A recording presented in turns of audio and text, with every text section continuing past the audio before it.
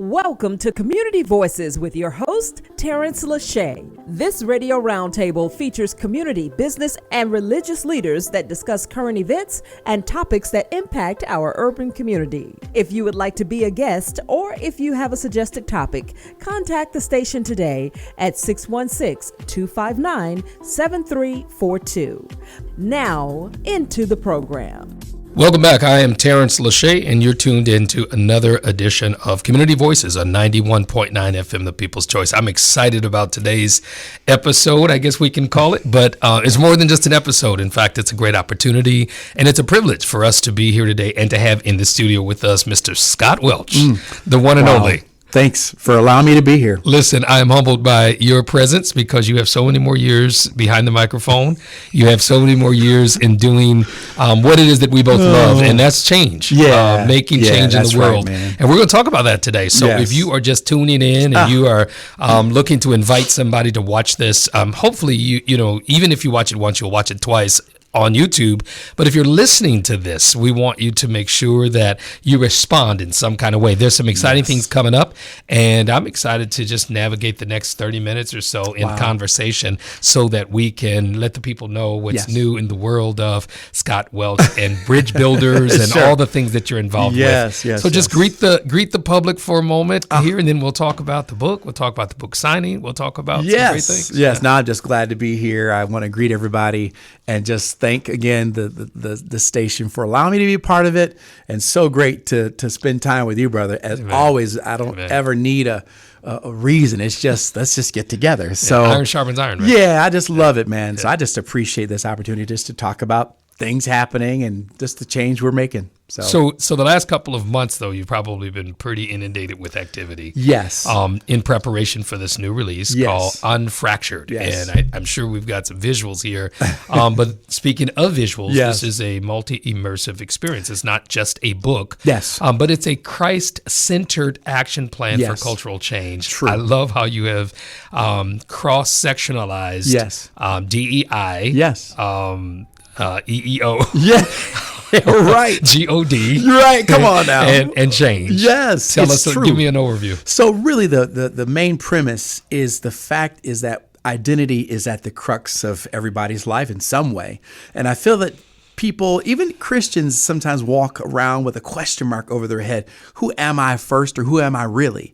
So the genesis of the idea, Terrence, was really the whole idea of who are we first? Amen. And again, as a Christian, Christ has to be at the center. But when he's not at the center, but our culture's at the center, those two things end up in very, very different areas. Wow. And the example is, and I tell folks, it's like, so the model is, and this is not the words, just kind of people go with me, but there's a difference between a Christocentric, ethno-conscious Christian and an ethnocentric, Christo-conscious Christian. So Christ, right, centric to revolve around, ethnos, people, group, or culture, and then consciousness to be aware of. So me as an African American, I tell folks, I love that God put me in this chocolate skin, right? And when he made us, he didn't say, oops, he said, wow. Exactly. Right? And it was good. And it was good. And he said, it was good, right? We got book on it, right? Exactly. And so what happens is I love being a dad and a brother and a son and an uncle. All those things are great. But all those things have to submit to the authority of Jesus. Absolutely. So I'm a better father. I'm a better husband. I'm a better friend because Jesus is at the center of my life. All the while I'm conscious of who he made me. So I don't try to assimilate. Right. I don't try to be anybody else than who he made me. Flip that over. And if my culture it precedes Christ. And so if my culture, denomination, political affiliation, ethnicity, if it is at the center, right. All of those things. If those things are at the center, then God can only be a suggestion. Wow. Well, then so is Fox News, so is CNN, so is any of the other different talk channels. He's a suggestion. And what I'm suggesting in the book is that if he's not at the center, and if your culture is, they're going to end up in just drastically different places as far as the East is from the West. But I do it in a way that's practical. I can talk theory, that's fine. but I really like landing the conversation so people can just take some stories with me. There is levity in there. Yes. But I'm also saying, hey, Christians, it's time to mature. It's time to grow up. Well, listen, I just got my hands on it and just thumbing through and then reading some of the pre-promotional material.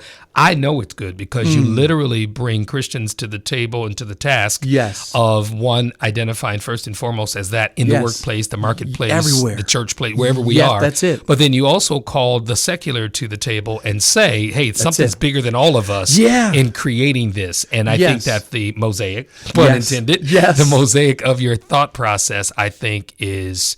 Now, it's a phenomenon, and I'm saying that in all understanding of that word. Yes, wow. It's phenomenological because it's your experience. Yes. But it's also the experience of many others, and you have the privilege of telling it. Yeah, which makes it a phenomenon. And I think that that's what people can expect from this. Yes. Unfractured.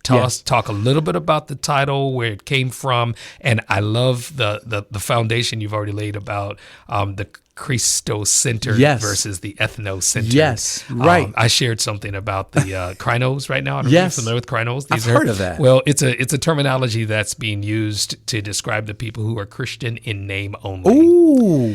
69% of Americans identify as Christians. Come on, brother. But a large portion of the 69%, specifically those adults, identify as Krinos. And those are Christians in name only. See, wow. So check this out. I tell folks that's Tom Rainier. This is what it looks like. Okay. So remember, so the book before this one, not that there's one before that, but one of my books is Plantation Jesus. Yes. Race, Faith, and a New Way Forward. We talked about I did read that one. Right. You're right. So we talked about the unholy trinity of God, family, and country. The unholy trinity of God, family, and country. So what happens is, I tell folks, you talk about the Krinos, right? Mm-hmm. That's how a group of people, not all of them, but some of them, can storm the Capitol on January 6th with nooses, swastikas, and Confederate flags, and they're going to serve as deacons and elders in their church on Sunday, and they don't really think they've done anything wrong. Absolutely.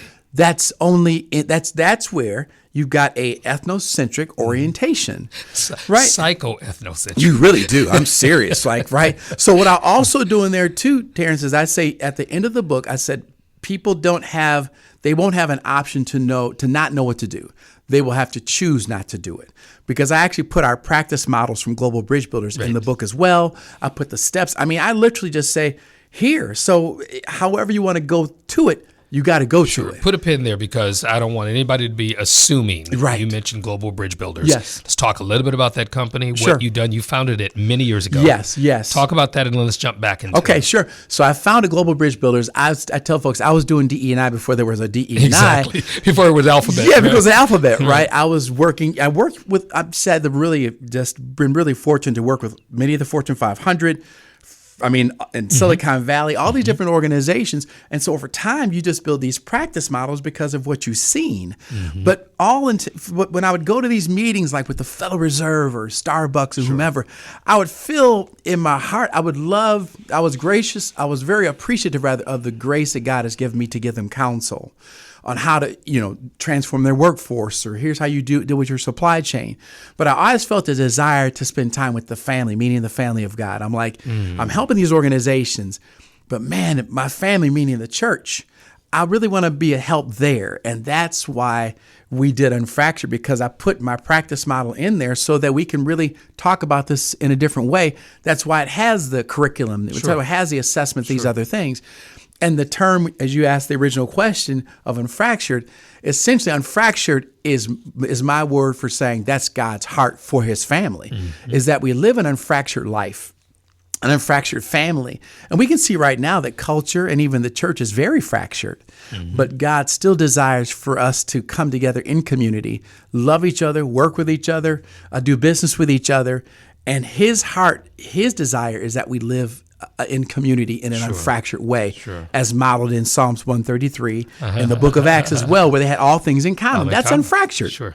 And that's really it. So it's a verb and a noun, and it Yes. actually is describing, and this is a spoiler alert, I'm assuming, Sure. that it's describing shalom. It really is shalom. It's wholeness. Describing, because that was a buzzword for a little while, and people were like, shalom, shalom, Yeah, shalom. right. I'm like, if we really knew Yeah, the buddy. power and the intensity behind using the words Oh, that man. Jesus himself spoke, and we put them in the atmosphere, they Yes. literally become alive. They do. And They really so do. I think that a derivative of shalom would be unfractured. It being really- whole it and really complete. would be. Talk a little bit about that from your global bridge builders perspective. So when organizations, when they actually even practice, because I still go, I'm the same person wherever I go. Hey, So thank God. practicing, right, exactly.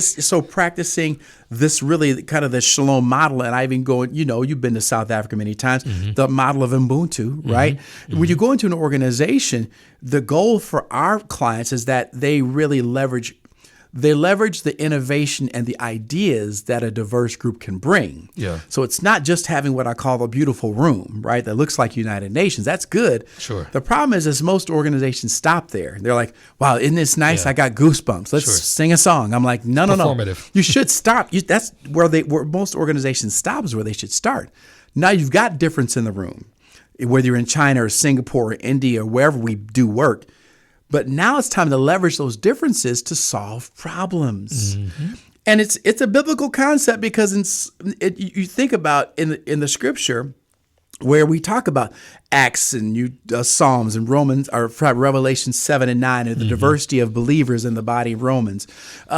What God knows, and what we have to really lean into and discover, is that when we have difference and heterogeneity in the room, we actually, first of all, we're more reflective of his presence, right? Of his of just his character, because we're different in the room.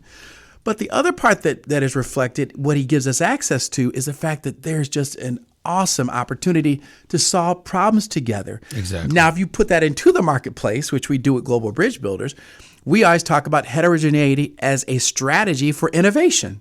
Wow. It's one of the principles. Wow. You want difference in the room. As opposed to waiting for disruption and all the carnage that comes with There disruption. you go. We could be proactive to synergize. You could actually Yeah. cultivate it Yeah. and actually curate a room Yeah. where there is actually heterogeneity in the room, Sure. right? From this part of the organization. So in the hierarchy, there's diversity. In the gender, there's a diversity. Sure. The man and woman, the employees there, generational diversity, Absolutely. That's ethnic really big. diversity. The generational differences why when you put are it all in the room? paramount. Yeah. But what we do oftentimes is we pit them against each other. And really, the blessing, which God knows, diversity was his idea. It's what he does. You know what I mean? That's who he is. That's who he is. And so that's the payout. So in organizations, when they are not afraid to bring different people in a room, you're going to have better attraction and retention of talent. You're going to retain your talent better. Yeah. You're going to be able to have more breakthrough ideas in the marketplace. Sure. These are all things that God's like, yeah, I know that. I created it. Exactly. And so I talk about the benefits of having a room where people are not like you. I love this. For somebody who might just be tuning in, flipping through, just trying to find stuff, or it popped up, this is a conversation that you definitely want to engage, mind, body, and soul, because Skot Welch is a modern-day prophet, for one. But I think that there is also some apostolic work here. You're tapping into something that has not been prioritized in the church or in the corporate boardrooms, but it converges here. Yes. It converges because of your unapologetic identity as a Christian, but then also your wisdom as a minister to navigate the message of hope. I love where you mentioned that it was a God idea to diversify the earth. Yeah. We know it to be true because in the beginning, when he creates everything, it's all unique and it's colorful and descriptive from Genesis. But then in Revelation, we see when the story ends that everybody is in their unique character from every nation, every kindred, and every tongue. Every nation, and God kindred, and loves tongue. it, and his throne is in the center of it. And from him comes light. Thank you. And we know that light refracts color. Come on, right? Thank you, right? Yeah. And I tell folks, I said, it's no mistake that in that Revelation 7 and 9 and 10, everybody is dressed the same. Absolutely. But they look different. Yep. And they're saying the same thing, which in their own language. In their own language, which shows that we can coexist. Yeah. I think sometimes in community we act like each other is a different species. Yeah. And I think that's where the heart of God's like, guys, I mean, come on. I honestly believe that he is grieved. You know, we I do oftentimes say, too. I believe that God is grieved because that wasn't his intent. No. Even throughout the diaspora of Yes. the origins of the Bible. I won't even say, you know, the African But word. we know that it began. I'm like, Euphrates is not in Norway. But the diaspora that we have been kind of subject to has just been the diaspora of enslaved people, Yes. or the sons and daughters of enslaved people. Yes. When the diaspora started in Genesis. Come on, it started in Genesis. Ask Moses. He'll tell you. Yes, come on, He'll he'll tell you about it. as an African Edenic Jew, Yes. right? And I also go in there too, because there's other stuff in there, right? I say the first university, brother, Yeah. was, by the way, I thought it was in Mali, by the way. Okay. In the University of Timbuktu, right? Yep. I went into my manuscript saying, this is where it is. Well, I had research editors wrapped around this team. And they're like, no, Scott, it was actually, first of all, it was started by a woman. And it was actually Northern Africa started back. And so it's in there. And it shows you the sequence of I'm where the looking first forward to that. university was. But I guarantee you, brother, Yeah. the first university was in Africa. And by the way, that the word Europe was not a word until Africa as a continent was already in its 24th dynasty. Wow. We have to come to terms with Hence that. diaspora. There we go, right? And meaning people spread Yeah. west from Africa. everything to came create. out of the continent.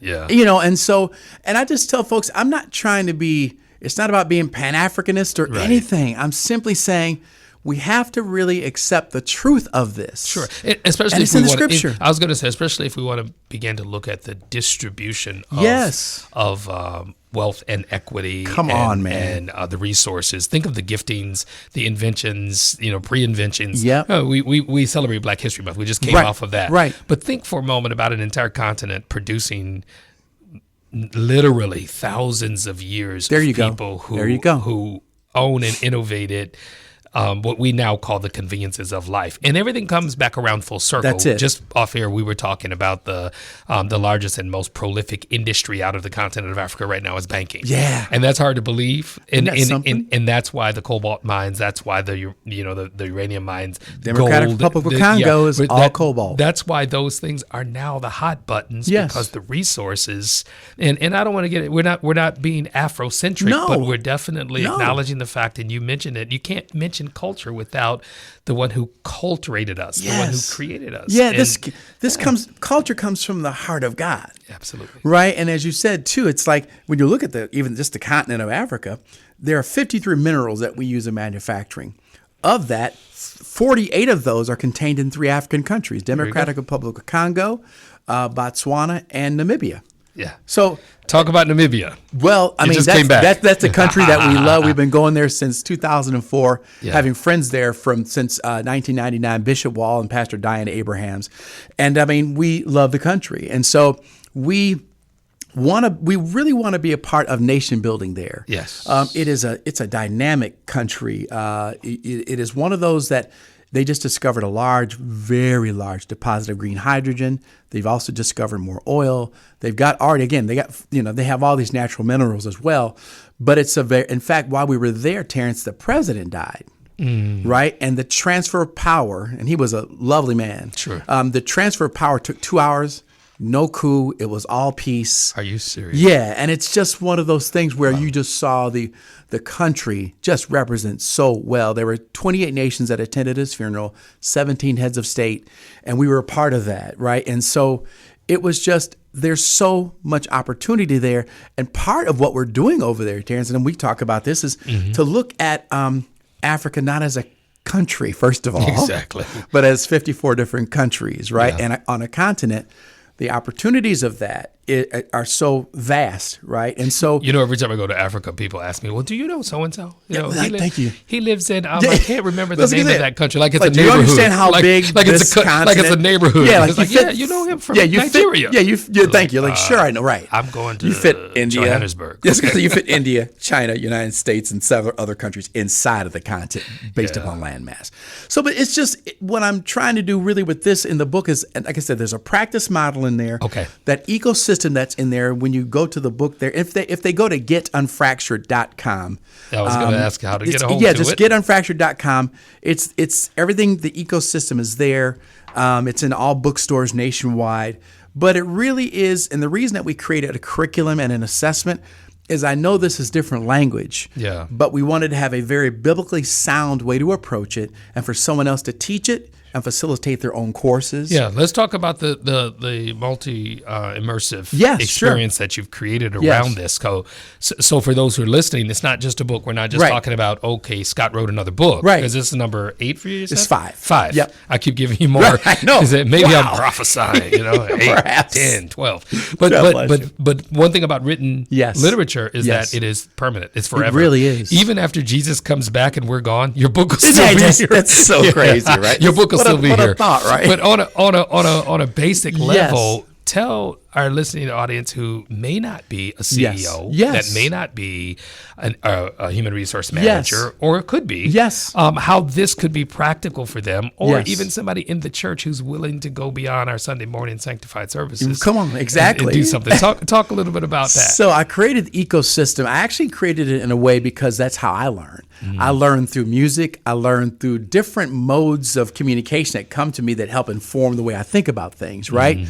And so for that person that is maybe their church leadership, of course, it's scripturally sound, but it enables and equips the people to teach the principles in the book. And it ties right back into the Bible. Then there's 37 segments of film that we shot that you can go to YouTube. All that, so they're like vignettes. Oh, yeah, vignettes. How long are they? They're about between 10 and 12 minutes each. Perfect. So you got the book. In the book, you have questions, and then a glossary of terms. You've got the spoken word, which was actually, the music was commissioned. Deborah Perry wrote it for us. Oral O'Connor did the spoken word. Yeah, it was amazing. She said it was so easy, Scott. I said, thank you. I'm so glad to hear it. It's gorgeous music. Then we've got an assessment, so a person can assess their journey along from the ethnocentric to their Christocentric journey. Then you got 10 hours of music that we curated with Spotify, which has the opening is a spoken word. And then we have everything from Stevie Wonder to Fred Hammond to U2, and the list goes on and on. But it's all very family friendly, but it's contemplative music, right? Sure. Then we've got, again, the Learner and Leader Guide, which is also tied into tiny URL codes. So you can actually go into a video segment of a film or research. And I just downloaded you're able to do all that stuff on there. And so the reason we did that is because for years, that's how I've learned how I learn. Sure. And so the book is really critical because it's kind of the overall document. But I did these other things because sometimes you just want to listen to a song and you're doing a road trip. Put on the Unfractured and it will speak to you, right? The clarion call is there, which is what we call the spoken word. But we did this in that way because we know that people learn differently. So the church leader has something there. The HR person, whatever level, is that there's a practice model in there that's been used with organizations around the world. Sure. You know, some of our clients are 52. One of our clients, German origin, they're 52 countries, 48,000 employees. Wow. And so that practice model works. And your model is being pushed. That's the model that we've worked with. I mean, so they can learn from there. And the book is not just for Christians. I mean, the book is just for people that really just want to understand, I think, how to actually do life with other people in community better. Yeah. And then from the organizational standpoint, how to actually build it as a systemic practice in your organization. Sure. Tell the layman how they can access what's online, and then we, by the time this airs on the radio, we would have had an actual book signing, right, on Thursday. That's right. But for those who may be watching on Thursday on YouTube, you can come by.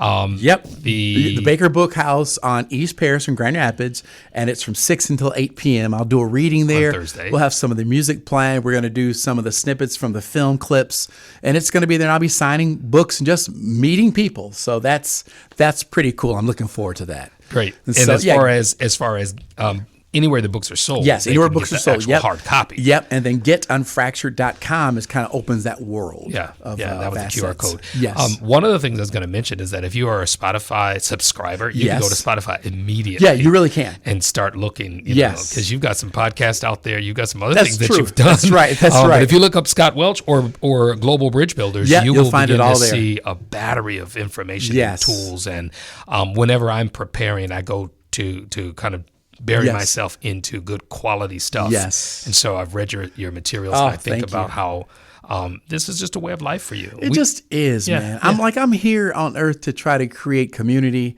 and just like you, it's just Yeah. like create change Yeah. that makes people's lives better. Yeah. And the gift that God and it is something He's given me, and I totally understand that. It's like I just want to steward over it in a way that makes Him smile. Sure. And I love being in the marketplace. I Right. love being in business. Right. And you didn't have to take off a collar in order to No. put on cufflinks. Thank you. And you didn't have to take off cufflinks to wear a collar. That's exactly right. And that's called pastorpreneur. Yeah, I love that. That's it, man. Actually, it was John T. Jackson who wrote I a book love that I read about. It was 1993, Yeah. called Pastorpreneur. And I totally get it Oh, because yeah, it's like yeah. that's what we've always been. Yeah. You know, it's just very natural for me. We've got a few minutes left, and I want you to spend the Yeah, majority of the sure. time sharing your passion behind this work, but Yes. then also, what would you like to accomplish? Yes. We've got about 5 minutes. If you Yep. can take 3 or so, Sure, because I sure. may have another question. But Yeah. but share your passion, testify, as they would say. Mm-hmm. But also give us a reason to Yeah. come after this material and what you Yes. released in the earth. Yes, the original kind of the genesis of the idea was for all of the documents and all of the books and things like that are in the world right now speaking about diversity or even leadership, and particularly those that even speak to faith communities or even to organizations, but primarily to faith communities right now. Even with that, you look at how the condition of the church. Yeah. So Church Global. Church Global, right. And so what happens is we need to have new language because new language actually helps us to think differently. And if we can think differently, then it can change our behavior. Makes sense. And so the whole idea, the why is I really have a heart to see first of all, the body of Christ come together. And I think we are really, right now, we are just so fractured. Mm-hmm. We're allowing politics and denominationalism and all these other different things get in the way. And so we're majoring in the minors. And so the whole idea of really providing and not creating, but helping people to discover a new language, it gets people out of, because I tell folks, Einstein said, you cannot solve a problem by using the same level of thinking that you used to create it. The problem. Exactly. Right? And to me, we keep talking in circles as the body. And so that's where God just shared with me just a very simple, practical way to look at it differently, is that we're having conversation, but the book of James talks about it as wisdom from beneath, as opposed to wisdom from above. It's earthly wisdom.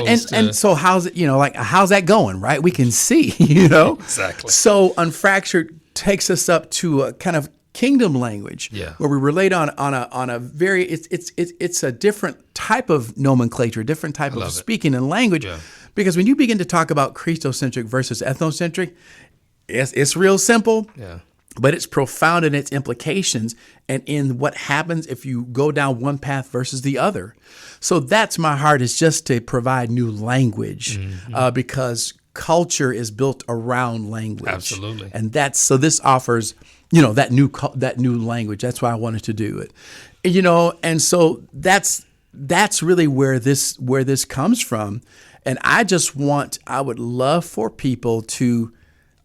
folks to teach it in their congregations and their organizations. That's why we did the curriculum, because if they can get a hold of this, Terrence, I'm telling you, and this is just that would make me totally smile. And it doesn't have to be a big congregation. Right. It just has to be a congregation. It's just who's willing to talk about it and who's willing to teach it, and then getting people to adopt that language.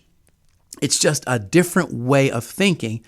Because I'm just so tired and fatigued by the church and just various organizations saying, well, we just don't know what to do. I'm like, but wait a minute, we can send a person to space, we can create the internet, we can do all these things. And you're like, well, but to be in community is hard. Well, So, Right. like doesn't matter. Get to it. And I think for Christians, when Jesus said, to love your neighbor, that wasn't a suggestion, it was a commandment. And everything hinges upon it. Everything hinges upon it, right? Yeah. And so if we don't get that right, we don't need more workshops. Exactly. We don't need we what we really need to understand is that we need each other. And by the way, because of the kind of the pastorpreneur part of it, I talk about when I was actually in South Carolina, and I was speaking in front of this group, and I told them, I said, here's the thing: you have to understand that your economy was built on the human trafficking of souls, and they really wanted to know. So it wasn't like I was trying to smack them or anything. I said, but one way to redeem your economy is actually if you guys were to invest in each other's businesses across ethnic lines and create organizations together and companies together that are profitable and share in that. So that would be recompense. That would be recompense. Yeah. And here's the thing: you have to have recompense, right? And so it's even because I get pushback, I get some responses too from the book, and they're like, "You just kind of went over reparations too quickly." I said, "Here's the thing: reparations is not if it's going to happen; it's the way God is." And we can go back to the book of Exodus, right? We find out that was all about reparations, right? Absolutely. And they didn't leave Egypt empty-handed. They did not leave Egypt empty-handed. And by the way, what I did is I quoted in there, Terrence, a well-known rabbi that is modern-day rabbi, and he said, you know what? He said, for the Jewish community, our economy was started in the book of Exodus. And he said, for any Jew that would actually have a problem with African Americans experiencing reparations, he said, I would call them a hypocrite. Now, this is a leading rabbi because I think it's so important for folks to know. They're like, well, I don't see how it's going to be done. It's not our business to know the how, right? Do you think that the Israelites knew how it was going to happen that night? Exactly. No. But I tell you what, I put a model in there that you can't really practice repentance without recompense and restoration. Yeah. Scott, this is it's phenomenal. We're wrapping up. I really hope that tonight, if you're watching Thursday, that Thursday evening you come to Baker Bookhouse, starting at 6 o'clock. 6 o'clock. Yep, from 6 to 8. There'll be a signing. There'll be some sharing, some conversation, but also you'll get an opportunity to see some sample video clips.